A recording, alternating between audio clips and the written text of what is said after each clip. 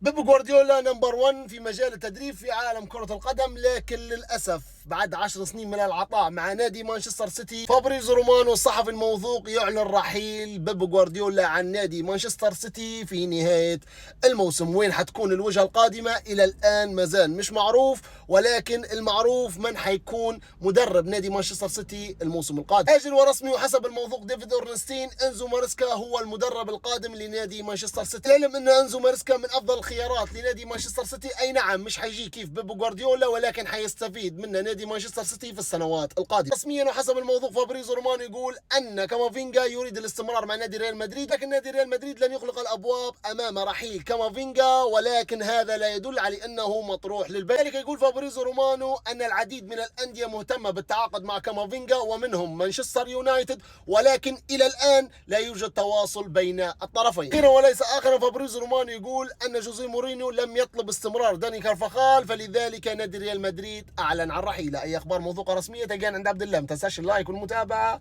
ديما طيبين.